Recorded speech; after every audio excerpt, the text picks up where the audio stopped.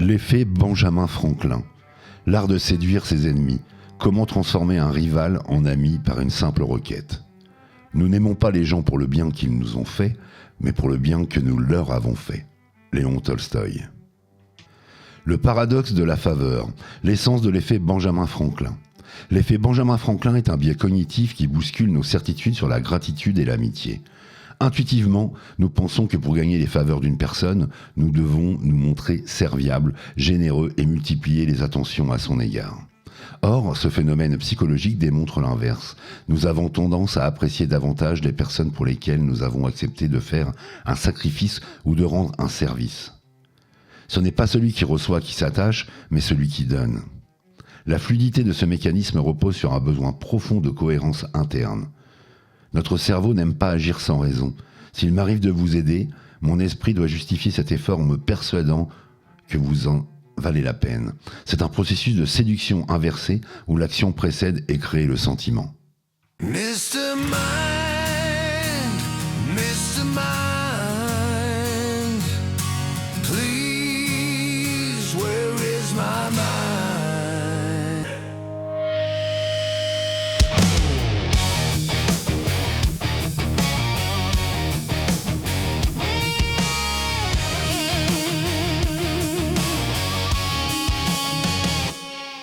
Une bibliothèque et une amitié, l'origine historique du concept.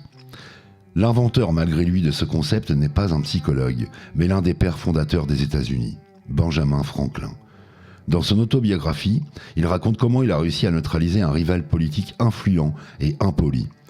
Plutôt que de s'abaisser à la flatterie ou de chercher la confrontation, Franklin utilisa une stratégie d'une finesse psychologique rare.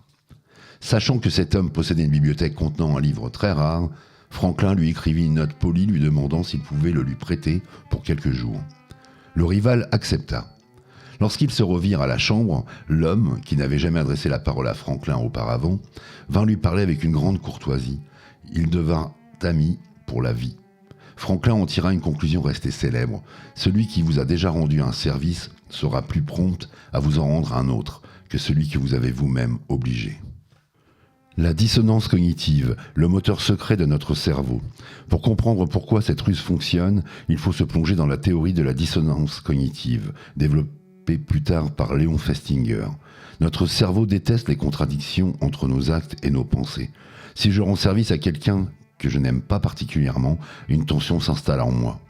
Pourquoi est-ce que j'aide cet individu ? Pour résoudre ce conflit inconfortable, mon cerveau ajuste ma perception de l'autre. Si je l'aide, c'est forcément parce qu'il est sympathique et que je l'apprécie. La fluidité de la pensée est ainsi rétablie. L'analyse des recherches montre que nous modifions nos opinions pour les aligner sur nos comportements passés. Nous devenons les spectateurs de nos propres actions et nous nous inventons des motivations après coup pour rester logiques à nos propres yeux. L'expérience de Jekyll et Landy. La preuve par le laboratoire. En 1969, les chercheurs John Jekyll et David Landy ont voulu tester cette intuition historique par une expérience rigoureuse. Ils ont organisé un concours intellectuel où les participants gagnaient une somme d'argent. Après l'expérience, 3 scénarios étaient mis en place. Dans le premier, le chercheur demandait personnellement aux participants de rendre l'argent car il finançait l'étude sur ses propres fonds et était à sec. Dans le second, un secrétaire demandait de rendre l'argent pour le compte du laboratoire. Dans le troisième, on laissait les participants garder leurs gains. Plus tard, on demandait au sujet d'évaluer la sympathie du chercheur. Les résultats furent sans appel. Le chercheur était jugé bien plus sympathique par ceux à qui il avait demandé une faveur personnelle. La fluidité du lien social s'était créée non pas par le gain, mais par le sacrifice consenti pour l'autre.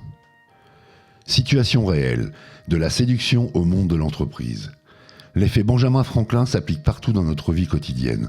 Dans le domaine de la séduction, demander un petit conseil ou un service mineur, tenir un sac, demander une direction, crée souvent un lien plus fort que d'offrir immédiatement un verre. En entreprise, un manager qui demande l'avis ou l'aide d'un collaborateur difficile peut transformer une relation conflictuelle en une collaboration fructueuse. Le collaborateur, en investissant du temps pour aider son supérieur, finit par se convaincre de la valeur de ce dernier. Même dans les relations de voisinage, demander une tasse de sucre ou un outil est un excellent moyen de briser la glace. Ces analyses nous montrent que l'autonomie totale est un frein au lien social. L'interdépendance, créée par de petites faveurs, est le ciment de l'affection humaine. À quoi sert ce biais ? L'utilité de la réciprocité sociale. D'un point de vue évolutif, ce biais a une fonction sociale majeure. Il facilite la coopération au sein des groupes. Si nous étions programmés pour n'aimer que ceux qui nous donnent tout, les ressources s'épuiseraient vite. En revanche, le fait d'éprouver de la sympathie pour ceux que nous aidons stabilise les alliances. La fluidité de la vie en communauté repose sur ce cycle. J'aide, donc je m'attache, donc je suis prêt à aider de nouveau. Cela crée un filet de sécurité relationnelle. L'effet Benjamin Franklin transforme l'étranger en un partenaire d'investissement émotionnel.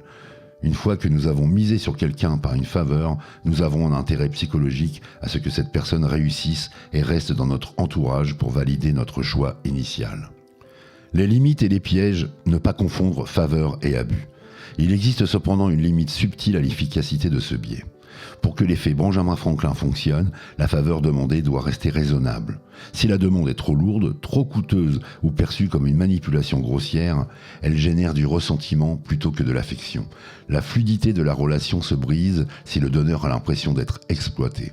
De plus, cet effet est plus puissant lorsque la faveur est perçue comme un choix libre et non comme une contrainte imposée par la hiérarchie. Il faut que l'esprit puisse se dire « je l'ai aidé parce que j'en avais envie » et non « je l'ai aidé parce que je n'avais pas le choix ». C'est dans cet espace de liberté que la magie de la rationalisation opère son œuvre de séduction. L'héritage de Franklin, une leçon de sagesse relationnelle. L'effet Benjamin Franklin nous enseigne une forme d'humilité et de stratégie douce dans nos rapports humains. Pour le curieux et le passionné, cette étude est une invitation à ne plus craindre de demander de l'aide. Trop souvent, nous n'osons pas solliciter les autres de peur de les déranger, alors que c'est précisément cet échange qui crée la chaleur humaine. La fluidité de l'amitié ne réside pas dans un équilibre comptable de donnant-donnant, mais dans la capacité à laisser l'autre investir un peu de lui-même en nous. En suivant les traces de Franklin, nous comprenons que la plus belle manière de se faire un ami est de lui offrir l'opportunité d'être généreux envers nous. Conclusion sur ce syndrome de la faveur inversée.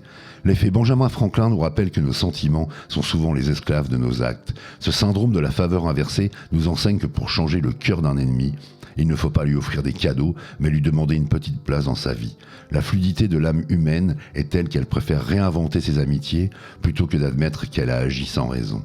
En comprenant ce biais, nous cessons de voir la demande d'aide comme une faiblesse, pour la voir comme ce qu'elle est vraiment. Le premier fil d'un tissu social solide et sincère.